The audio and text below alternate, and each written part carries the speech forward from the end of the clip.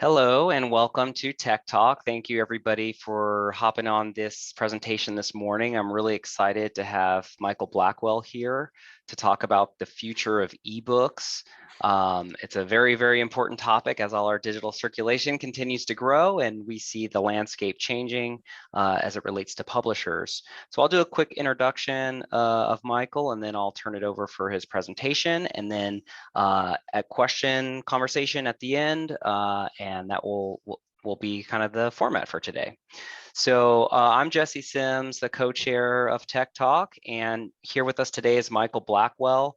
He's the director of St. Mary's County Library, Maryland, and he serves as the project manager of the ReadersFirst Working Group and is the outgoing chair of ALA's Ebooks Interest Group, and was also a member or has been a member of the ALA's Joint Digital Content Working Group in its various iterations since 2015. He's also the project manager for implementing the Palace digital content app in Maryland, and he has frequently presented, published, and overseen studies on library digital content matters. So with that, Michael, please take it away. All right, I'm going to share my screen here and work through a PowerPoint presentation. And with any luck, you are now seeing that. And yes, we can see it. Okay, good. So there's my contact information. I'm Blackwell at stmaryslibrary.org.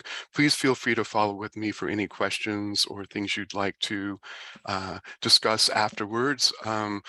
And my topic is what's next in library digital content. Of course, if I knew exactly what, I'd be a rich consultant somewhere and not a public library director. But I will talk about some trends that are happening, and let's just see what might be coming up next to a certain extent.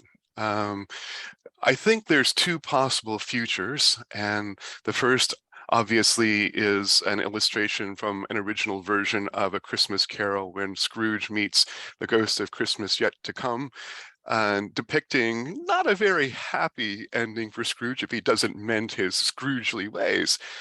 And I like that slide for our purposes because I think in some ways we're at an inflection point and we're going to have to do some serious advocacy if we want to see a change and get that bright future in ebooks that I really hope that we will see. But right now we're facing some substantial challenges in getting there. So I'm going to build a case for you first and talk about some trends that we're seeing in public libraries. And the first, of course, is circulation. How many of you, well, I can't see, you're mostly not on faces in chat, but I'm sure most of you probably saw large circulation increases from 2019 through 2021. Well, actually, we've got the whole year for. And so if you look at that, the pandemic driving quite a bit of growth, in my particular library, it was 40% during that time. We've got some figures from Overdrive and from another vendor who asked me not to name them. Overdrive from 2019 through 2020 saw a 40% increase in ebook use and a 20% in digital audiobook use. From 2020 to 2021, they gave their figures out differently, and I asked for them to break them down for me and was told no. All they'll say is that their total is now up to 506,000. That's a 16% increase over the previous year. That, however, includes something like magazines. And I don't know if they're trying to hide the fact that maybe they had a decline somewhere and people will look at that and say, well, I'm not getting the bang for buck I used to. The other vendor from 2019 through 2020 saw an increase of 32% in ebooks, but then went down in 2021 by 10%, and in audiobooks, 2019 saw a 20% increase, in 2021 a 4% decline, but they're still over where they were at the start, despite those declines, and they're forecasting a record year for 2022. So circulation is growing, and usually by leaps and bounds during this period. And that's putting some real challenges for libraries. And let's take a look about why. Here are the ebook and digital audiobook terms from the Big Five in 2022. And you'll see that in ebooks, I'm not going to go through each one, but in ebooks, it's all metered. And as of the year 2018, that has been the case. In that year, HarperCollins was the only one who was doing metered. They had that 26 circ lend, and everybody else offered you perpetual access in ebooks. And within a short period of time, they all went to metered instead. And losing that perpetual access possibility is a real problem for libraries, as we'll see in a couple of minutes. But basically, it means we have to get the same titles over and over and over again if we want to keep them.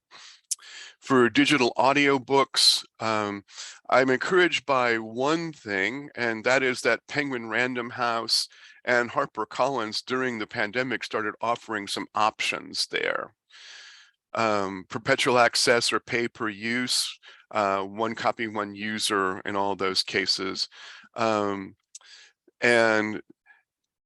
same thing for Penguin Random House, perpetual one copy, one user, but at least for now, they're offering a 1-year metered and pay per use license. If they can do that during the pandemic, and it's a real benefit to libraries to have these different license types, because you can get a book that you're going to keep long term. It might not be forever, but you know, those John Grisham books or those series books by Louise Penny, you're always going to want to have them because someone's always going to want to read them. And losing access to them is problematic because you've got to keep going back and get them over and over and over again. At the same time, often a metered license might be less costly than a perpetual access license. So if you get to kind of pick and choose, you get to use your library dollars much more wisely, as is they're really locking us in. But if they can do those experiments, my argument is, why not open it up and think of some fair terms and talk to us about some licensing options. In any case, especially in ebooks for public libraries, and we're probably going to be getting a large majority of our books from the Big Five because they're responsible for 95% of the bestsellers in the country. That's going to be a problem for us. So we see with the shift from the perpetual to metered model, some changes in what our collections look like. And I have data here from King County in Seattle and from Ocean State, which is the statewide consortium in Rhode Island. And you see the changes that are taking place. They called it Perpetual purchase. That's their perpetual license that they have. You see that from 2019 to 2021, it went up from about 55% to 70 and 69% metered at those locations. And that's again because the licenses are more and more expiring on things. Same thing with Ocean State. They, in previous years, were looking at 55% maybe being metered and 46% of their licensing. Now, about 80% of their licenses are metered because they're trying to keep up with current things, and they're all coming out in metered, and only 20% are perpetual. So as libraries, we're having to look increasingly at paying more and more for things that we don't get to have long-term access to. I am not following the chat. If anybody has questions, please feel free to break in and talk to me. I'm absolutely willing to answer questions as I go along, but we will have a time at the end for questions for you.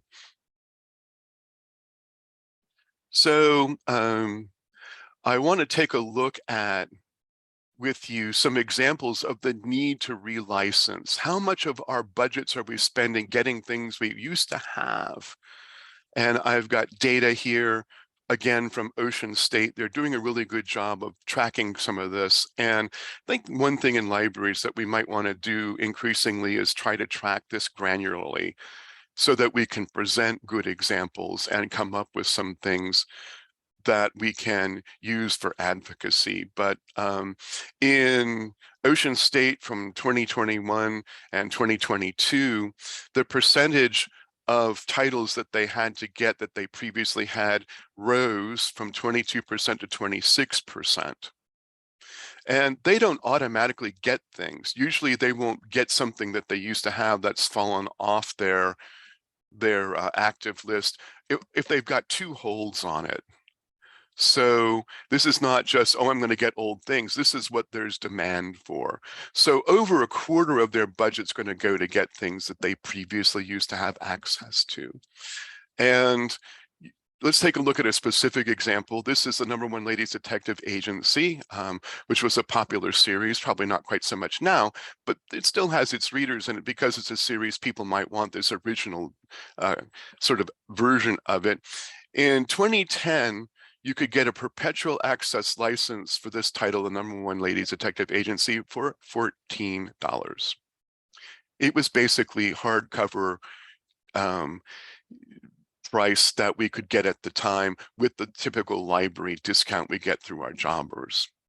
In 2013, and this is another time of big change, it suddenly, perpetual access went up to $44.85 or 85 cents, so a 220% jump in cost.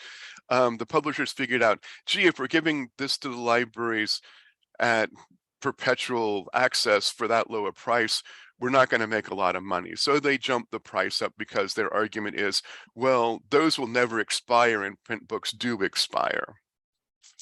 All right, I'll buy that to an extent. I don't know to this extent.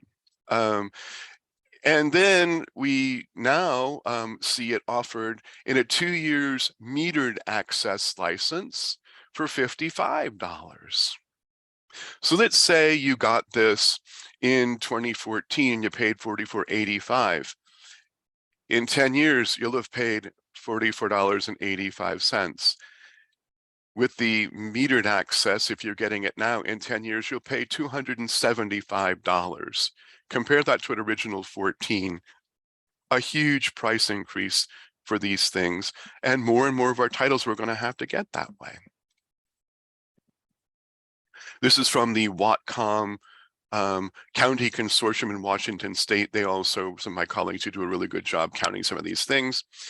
Again, their percentage of the collection spent on replacing expired titles, and they only do when a hold exists.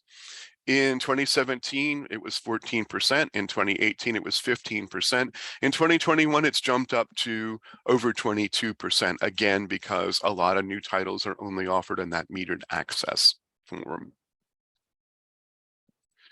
So if that's not bad enough news for us, we have seen price increases in the last 2 years. But this slide actually is going to give you a comparison of the cost between print versus digital and the publisher that it's coming from. And this is the publisher's price watch, which is on the ReadersFirst.org website. And if you haven't been to the ReadersFirst.org website, this is just a place where a lot of us who are kind of interested in this as an issue post studies. We've done things like this publisher price watch, and these are figures from this year, or we follow some of the news that's going on, and I suggest you do take a look at that site. The best deal we've been getting actually has been from Scholastic, the ones with the 20, well, actually Scholastic is primarily a provider of young people's books. Their prices on ebooks really aren't that bad if you compare the print to the digital. HarperCollins has been our best sort of deal. It's about 44% higher for the ebook than it is for the print book. Of course, most of us find that we can keep our print books a lot longer than 26 circulations. But then you start to see others, and we go through the rest of the big five: Penguin, Random House, Simon & Schuster, Macmillan, and Hachette, which all charge at least 3 times, and in some cases close to 4 times, for an ebook what they can get their physical books for. And that would be the ebooks. This is the audiobooks. And again, you see some of the publishers do a fairly good job. You know, Baker Publishing Group, Source Books, for an ebook versus their average audiobook price, it's not too bad. But then you get up again to your Penguin Random Houses, your Bloomsburys, your Scholastics, and you see that you're paying much, much more than you would for a print equivalent for this audio. And yes, the audio tends to be more expensive than ebooks, although since they're both digital, it's kind of hard to imagine why, other than the fact that you're having to include a reader in that. But the markup is just incredible on some of these, especially if you look at some of those top big five. And these are cost increases from 2020 through 2022. So not only are the prices for digital far higher than their analog equivalents, but the prices are going up. So in some cases, we actually see a slight decrease. So for example, Macmillan's Celadon imprint is down over what it was. But overall, on ebooks, we're seeing about a 15% cost rise in the last 2 years during the pandemic, thank you. And the e-audiobooks have gone up about 10%. So I'm doing a lot of figuring here, but as I say, I'm trying to build you a case on something, and that is that we really are looking at some problems in terms of providing sustainable content. Now, there is some good news. Recorded Books is offering an audio license of 100 circs, which is not perpetual, but it's more than 2 years more than likely. And the good thing about that is you've got that number of circulations. In 2 years, who knows? We call them exploding licenses. You may get your money's worth, you may not. If it doesn't circulate a lot and it's just going to disappear, you've probably spent $10, $15, $20 per circulation, which is not sustainable for most libraries. So that 100 circ license gives you more long-term, and it gives you kind of a guarantee of being able to circulate at least that many things. The Digital Public Library of America has been talking with publishers as part of their Palace project, which is basically a kind of a new national version of the Simply E app that federates content from many different platforms into one place. So about 25 publishers, now none of the big ones, unfortunately, have agreed to doing different terms, and they tell DPLA, Mike at DPLA, hey, nobody ever asked us. Sure, we'll work with you. So there are publishers that will offer you a simultaneous perpetual access license. You can keep it as long as they've got it, and as many people as who want to can access it at the same time. A perpetual use license, a 40 circ license, and some can be simultaneous. A little 5 circ license, I just want to taste this, and usually those are going to be about $8, $9. And you're going to put it out there and see if anybody actually wants to read it.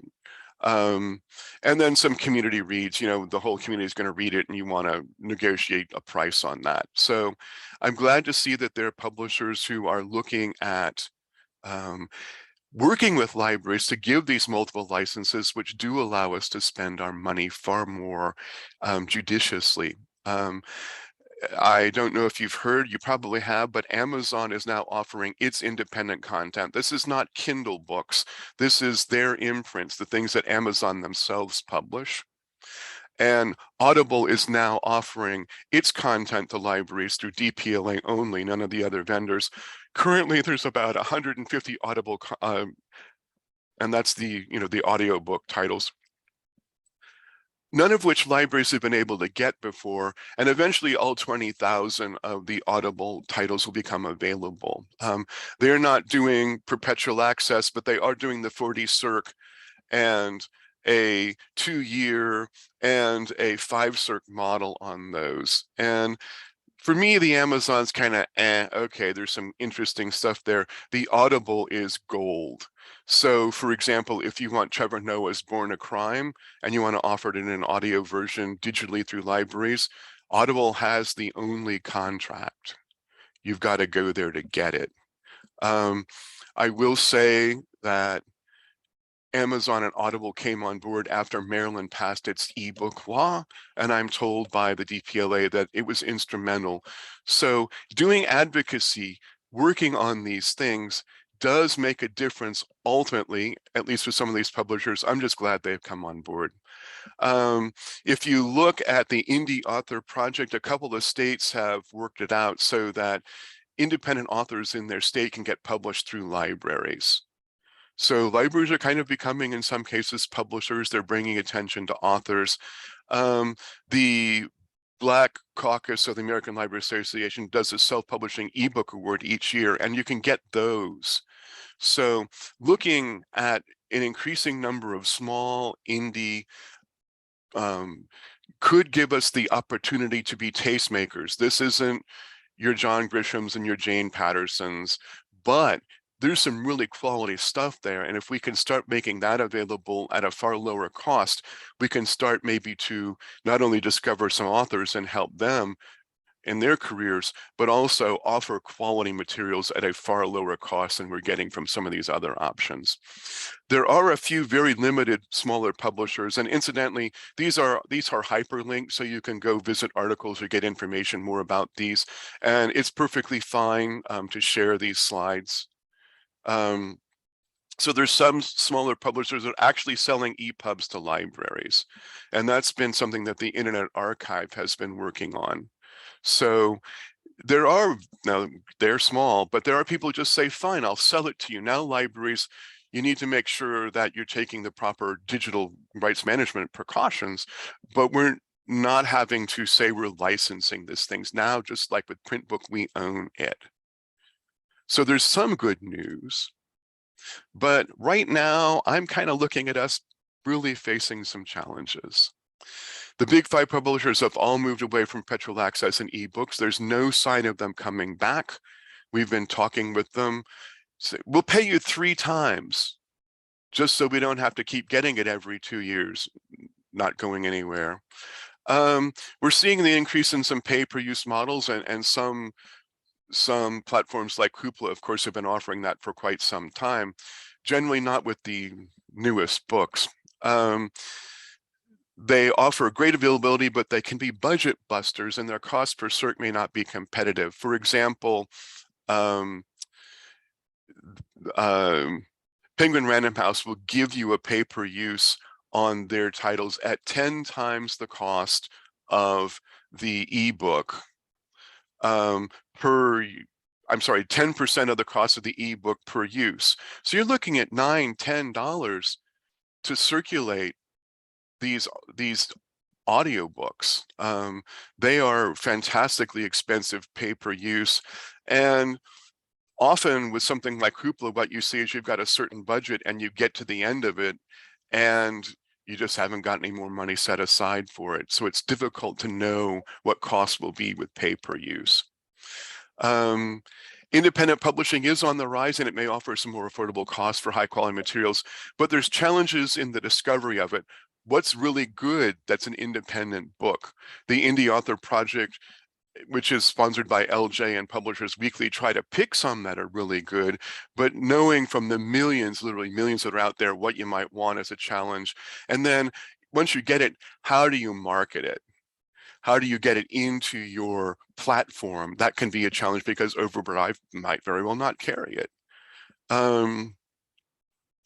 So in spite of the huge spike in digital use, the current situation with ebooks is limiting the growth and sustainability of our digital collections, and cost is the main limiting factor. We simply cannot afford to keep offering what we are. Our budgets aren't going up. In time of economic difficulty, which we may see we go into recession, although we certainly hope not, library, money is not going to rise, but these things are making the costs rise. So in many circumstances, what libraries are seeing is that they can't offer what they used to, especially having to relicense so many things. And as I was saying kind of before the start here, academic and school libraries, although I'm not really delving into those much right now because I know public libraries best, but they are facing similar challenges.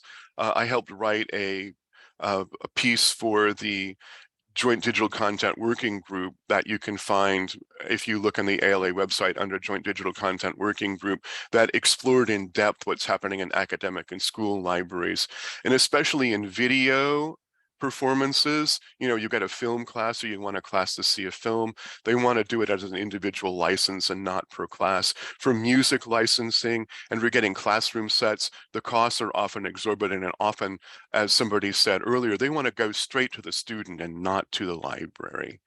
And so managing these is incredibly difficult. This is not even to say about the growth of streaming services where there is no physical sort of analog to that. So a popular television series might not appear, you know, that would be streaming on Amazon or streaming on Netflix, might not ever come out in a DVD or Blu-ray. Libraries can't offer it at all. So not only can we not fulfill our mission of preservation, we can't even offer popular content.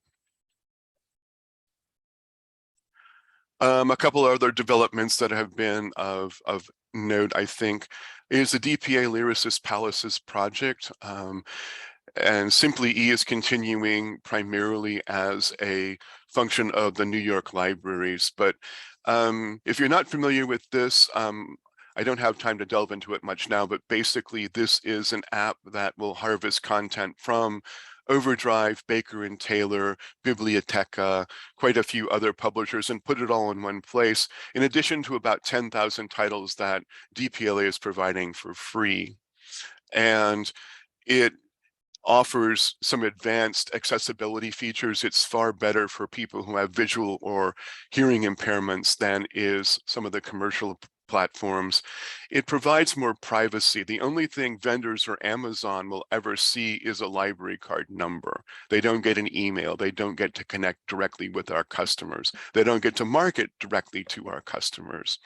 So not only does it bring all these sort of developments into one place, it offers some great library services. They have all the big 5 publishers content now, plus they're the only provider of the Amazon and the Audible content. So it's worth looking into. You would have to deploy an app. It's about $2,000 to have them deploy the app. And after that, it's about $2,000 a year if you want them to host it, to troubleshoot it, to respond to customers who have problems. It's really not all that costly. I'm deploying it in Maryland for our libraries, and that's kind of what we're paying, is roughly about $2,000 for the initial deployment and then $2,000 to host it thereafter a year. There have been some developments in controlled digital lending. Could I see, let me look at the chat really fast here.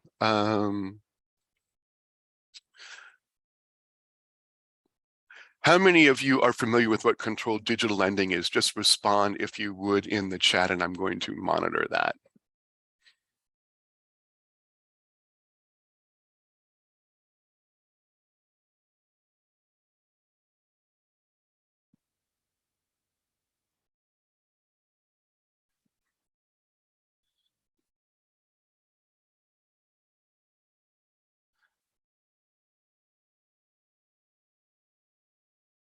I'm seeing mostly yeses, so and a couple of no's. So very quickly, controlled digital lending is a library owns a print book. And what they do is they digitize that print book and they keep the print book aside. It goes into a dark archive, so it's not circulating. So the idea is that you've got of own to loan, the ratio stays the same. I never have more digital books than I've got physical books. And you then, one user at a time, with protection so that it's not going to be copied, make the digital book available to your users. So the argument is that you've got a digital version of a book you own, so you're circulating it just like a physical book. It's basically what libraries have been doing. And so there's a big lawsuit going on right now, Hachette Book Group, and there's 4 of the big 5, and the Association of American Publishers are suing the Internet Archive. the Internet Archive has got the Open Library, and they've got several million books that they or partners own in print, and those are not circulating in print. They're in a warehouse, and they're making digital copies available. You can get a digital copy for an hour or for 2 weeks. They're low quality scans. They're not like quality EPUB. So they're not really competing with like the books you license through Overdrive.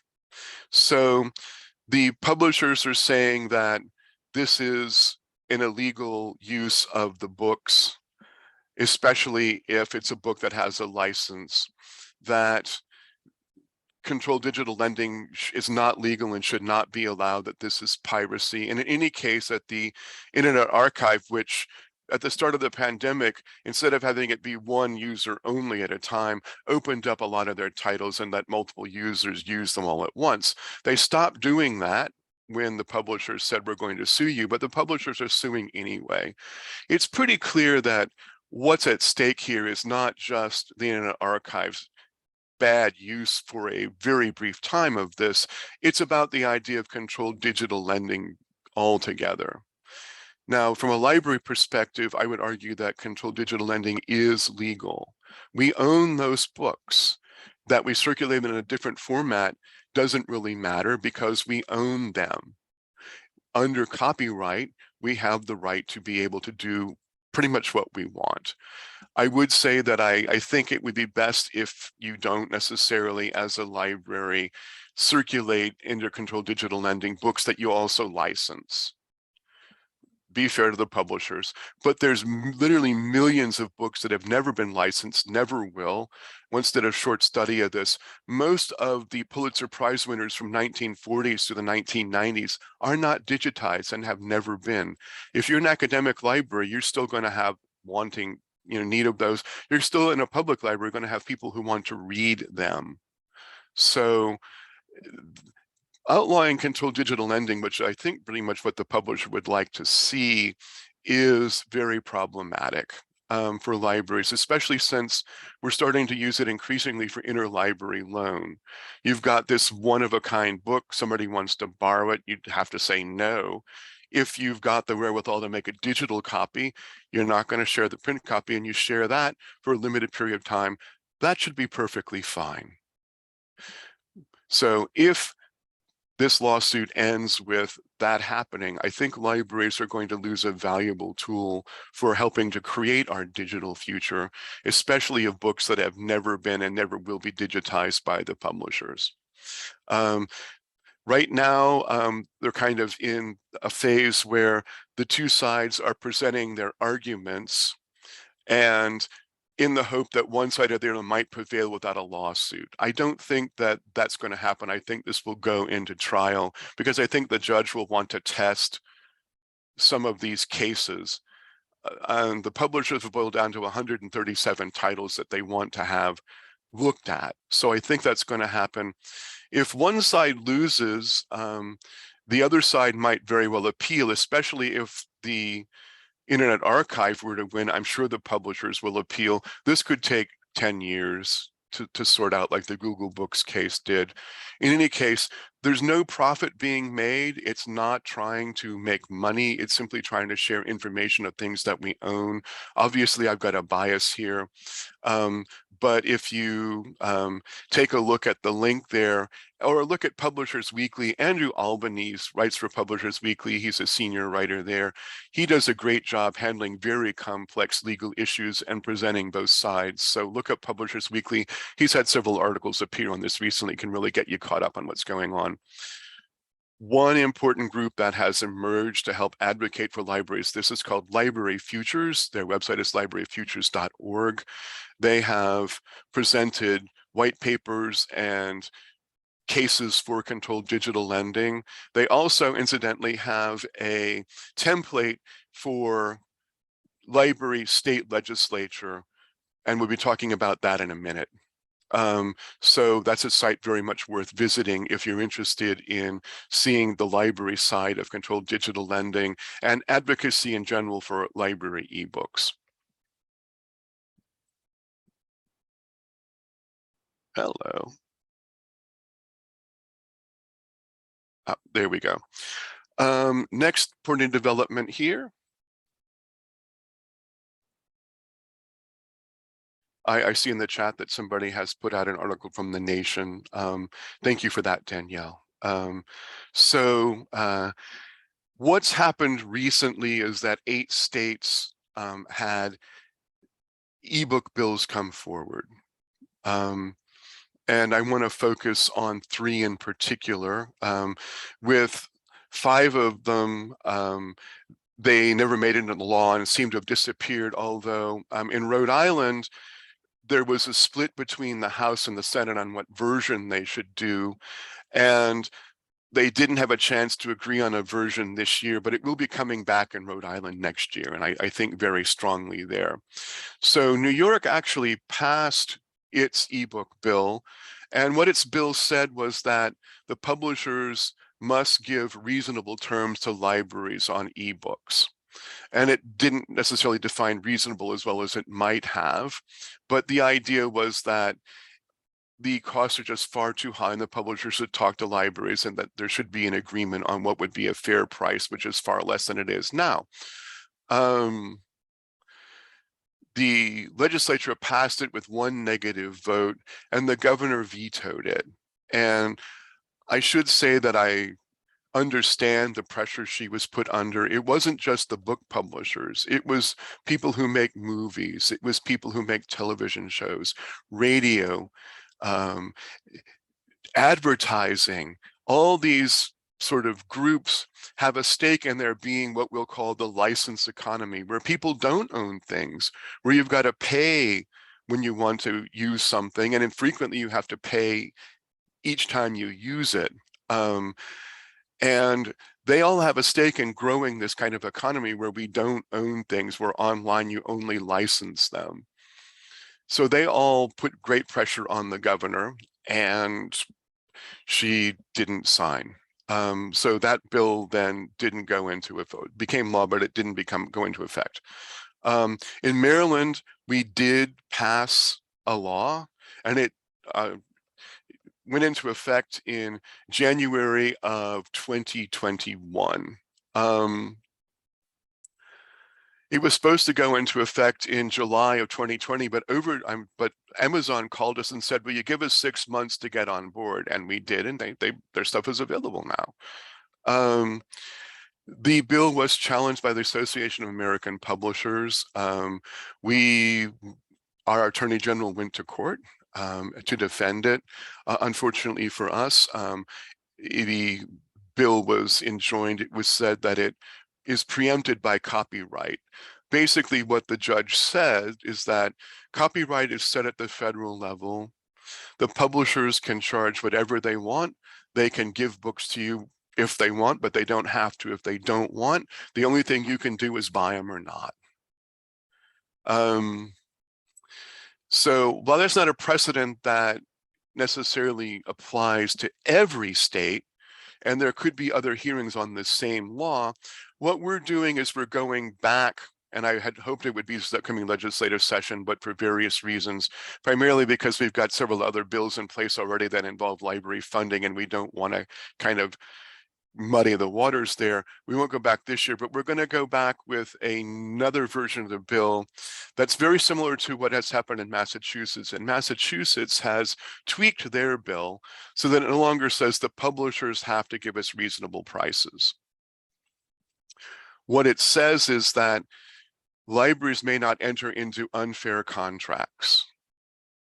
In Massachusetts, they're saying it's consumer law, and Maryland, we're saying it's state procurement law.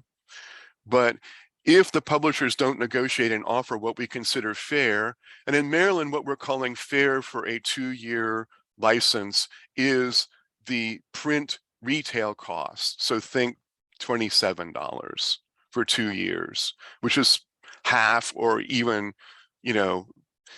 a quarter in some cases of what the books are costing digitally now. So you sell the book for 27 bucks to the public. To a library, you're going to license it for 2 years for $27. That's not even as good as libraries can do. We can get that same book in print. We'll buy it, on our discount from our jobbers for $17, and we get to keep it as long as we want. We think that's fair to the publishers. Obviously, they don't agree, but so here's the risk of this type of bill. What if you pass it, your libraries all say, fine, we're not going to enter into these unfair contracts, and the publishers say, we don't care. We won't license to libraries in Maryland. We won't license to libraries in Massachusetts. It's a risk. I think that it would look incredibly bad from a PR standpoint. And the other thing I'll say is that maybe we could count on other libraries supporting us in that event. So what is reasonable? We in libraries are trying to define that. I think Maryland has a good idea by comparing it to print costs. Here's what we pay for print. For hundreds of years, that's worked for you. You've not had any problems with it. Why is digital so different for you? So what will work as a state bill? You've got to be careful about that copyright preemption. You can't enjoin the publisher to do anything other than negotiate and say libraries won't license from them if the prices aren't reasonable. That's the risk of limiting access by your state libraries. I'd say that these bills have been a big win for libraries because we've gotten the word out there. Articles in New York Times, in New Yorker Magazine, in Washington Post, Los Angeles Times. I haven't seen one in a Phoenix paper, but I wouldn't be surprised if there were something. So that we're starting to get our word out to the public. But so far, the publishers have not changed anything, and if anything, the prices have gotten worse in the last 2 years. So what are we going to do when we're faced with a bad situation, when I argue prices are unfair? Our legislators, every single one in Maryland, not a single negative vote. When they hear what the costs are, they say, that's not fair. When the public hears, they say, well, why are libraries having to pay so much? Well, we've tried federal legislation. You don't hear a lot about this. There was actually a bill that was drafted in Rhode Island, and as soon as it was, the pressure started. If the CEO of Disney calls you up and says, that's not a good idea, and you're a legislator, you might listen. When people who are heads of major corporations call you up to put pressure on you and you're a legislator, yeah. So we've tried, some of you may have seen that about a year ago, Senator and Representative Wyden and Eshoo from California and Oregon asked the publishers what their costs were and how many ebooks they were working with through libraries and what the profit margin was. And then they turned around and also asked the major vendors like Overdrive the same questions. Have you ever seen the results of that appear?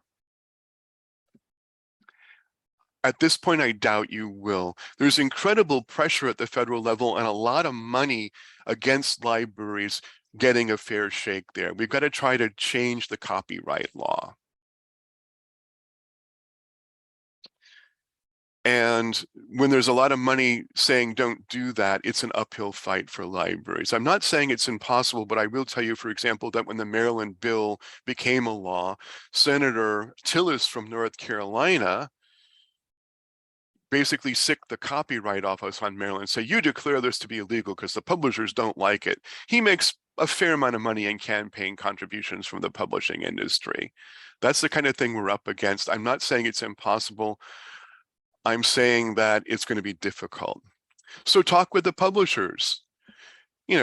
They can't all talk to us at the same time. You can't get Macmillan, HarperCollins, Penguin Random House, Simon & Schuster and Hachette in the same room and say, let's talk about library ebooks, because they lost that lawsuit when they were all working with Apple against Amazon.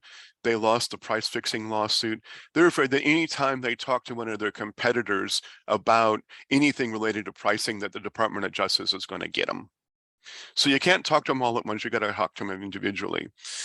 The Digital Content Working Group sent representatives from the ALA to the publishers from about 2014 to about 2019. Didn't do it during the pandemic because of concerns about health.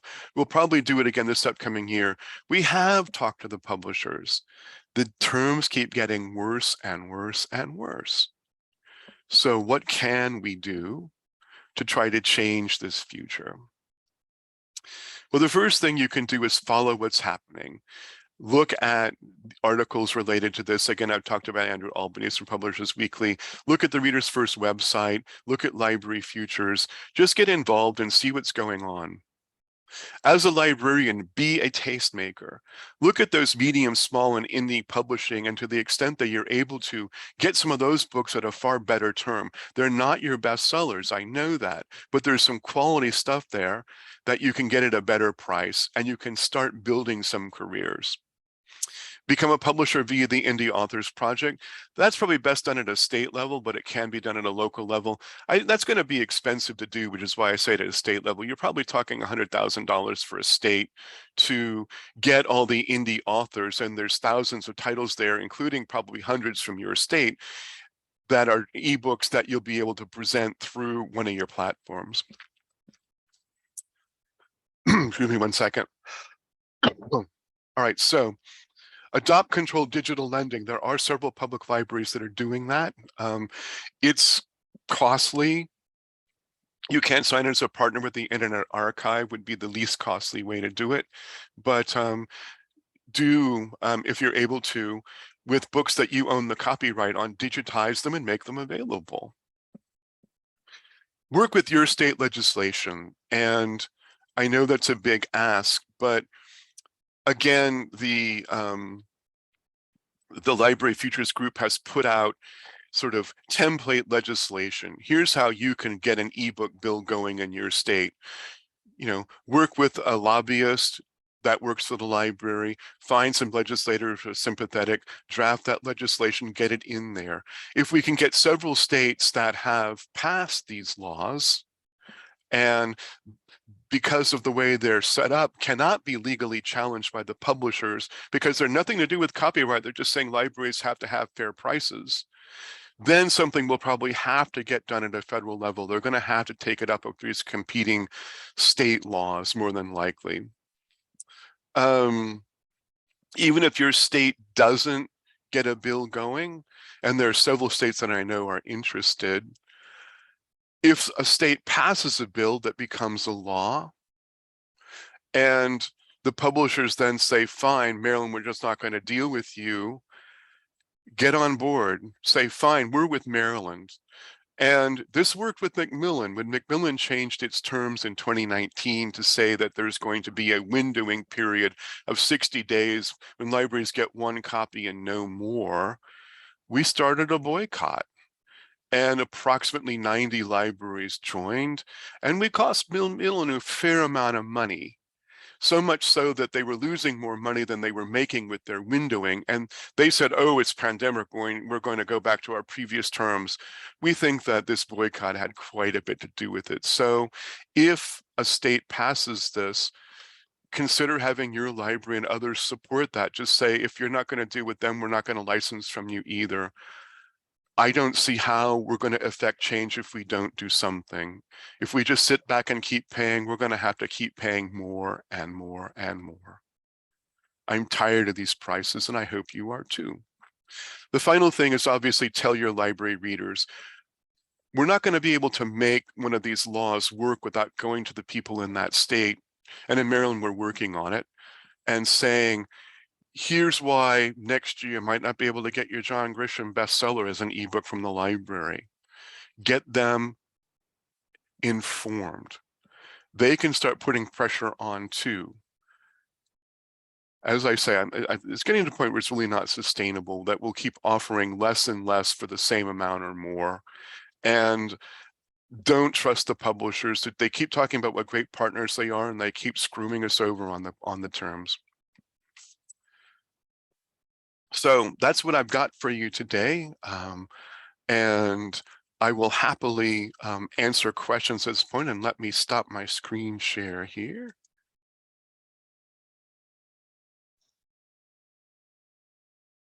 So questions. Wow.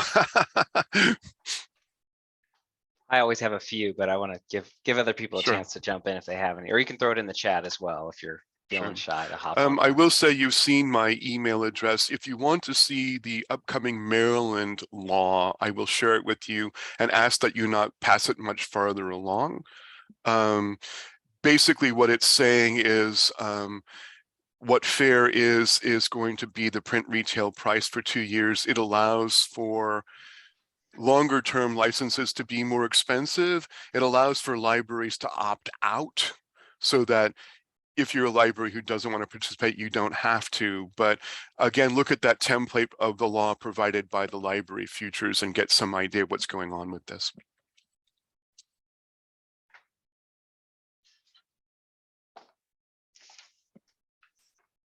I had a question about the federal bill that you touched on briefly, because it sounds like their whole argument and how they mobilize other trade associations is that this is going to affect licensing across the consumer market as well, and that's how they kind of like wield that political power.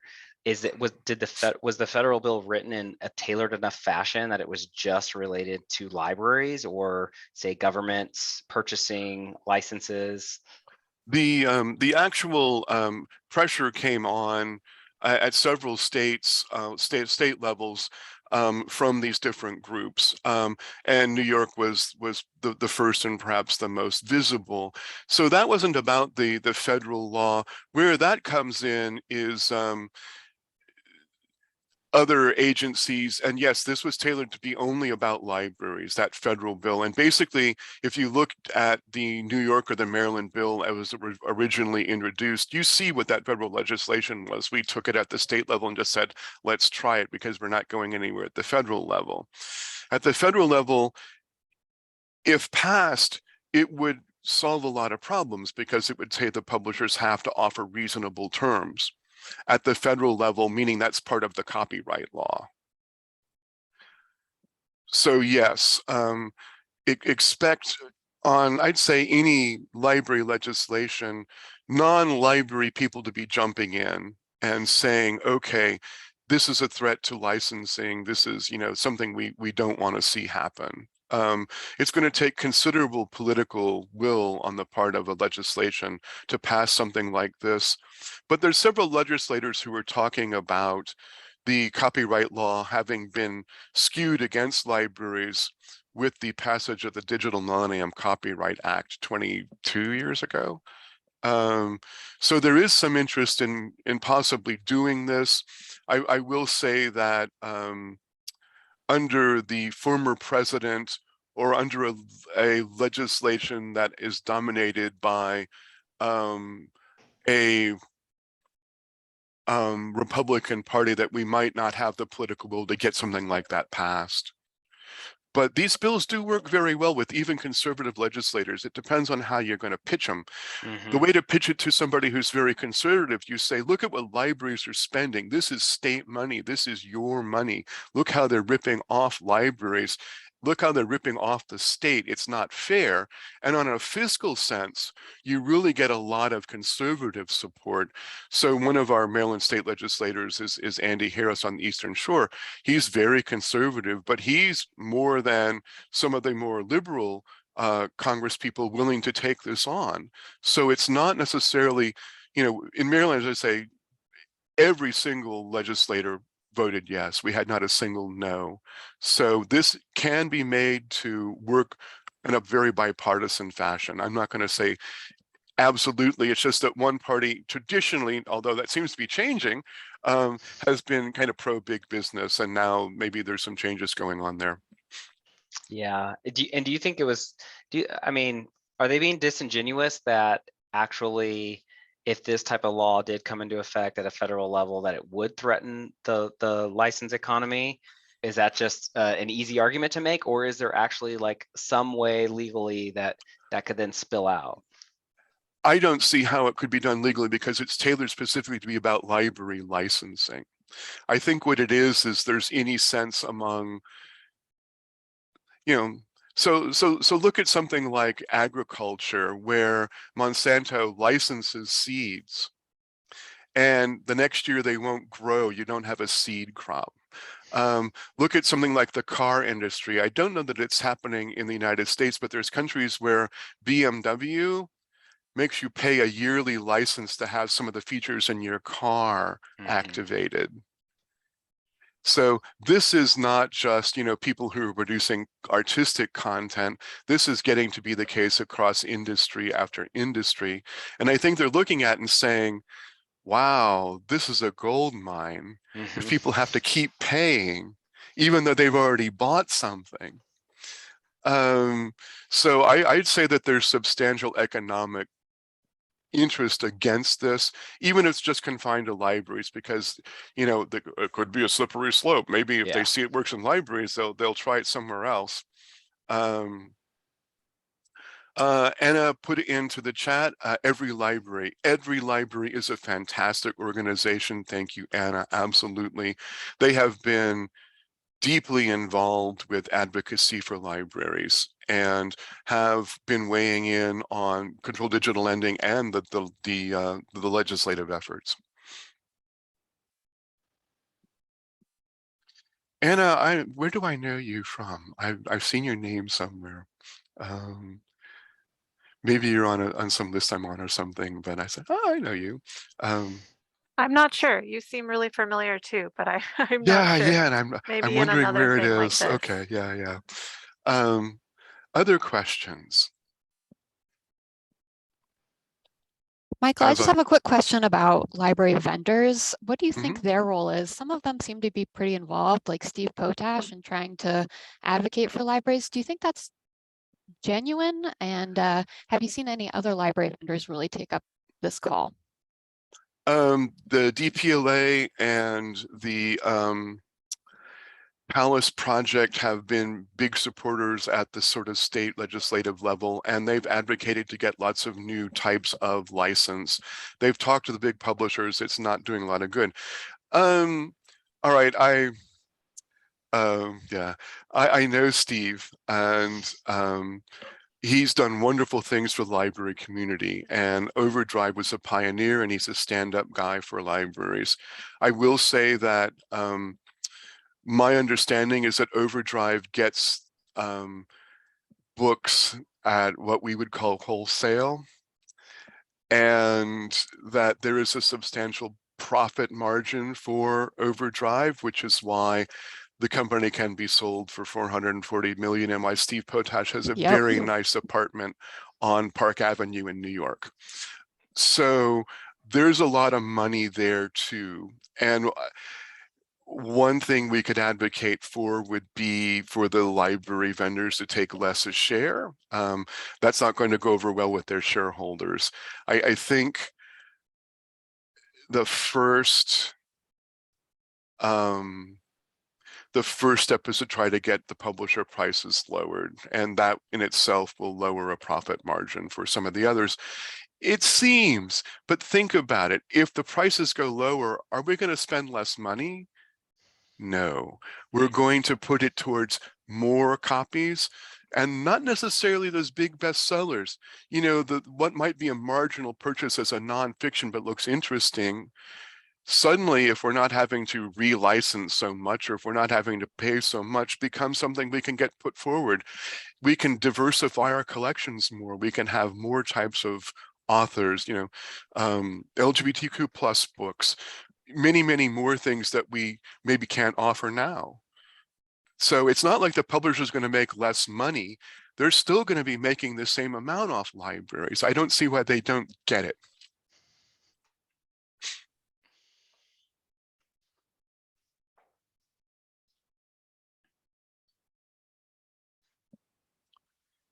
Well, if no other questions, then I'm M. Blackwell at stmalib.org. If you are interested in following this, please go to ReadersFirst.org. I post about once a week under the news section, but you can see some of our studies there.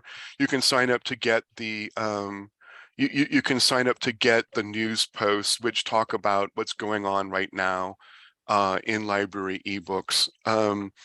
And if anybody knows Steve, please don't tell him that I told you he had an apartment in New York, but he does. And he, I don't want to pick on Overdrive. They're the industry leader, and without them, we would not be nearly so far along. But they do make a lot of money too. So they have a stake in this. But please advocate. You're not going to lose anything. Steve, if you are all out for us. I know, incidentally, that he is all in on the various censorship efforts that are happening across the country right now. It's very problematic. I'm on the Intellectual Freedom Roundtable, and we're seeing challenge after challenge after challenge. So it's very problematic with what's happening in a lot of states right now. And a place in Michigan that shut down its library rather than have a single LGBTQ+ book on the shelf, or what happened in Lano, Texas. It's just very disturbing. I'm hoping that after the upcoming elections, that because they're trying to whip up the base with this, that just like all those caravans that used to come north during the last presidential election, and suddenly they're not there anymore. I'm hoping that some of this book banning is going to die down too, but be concerned. All right, well, thank you so much for tuning in today and putting up with me. If you ever have any follow-ups, I will happily talk with you, and I greatly appreciate the opportunity to speak with you. Take care. Awesome. Thank you, Michael. Sure.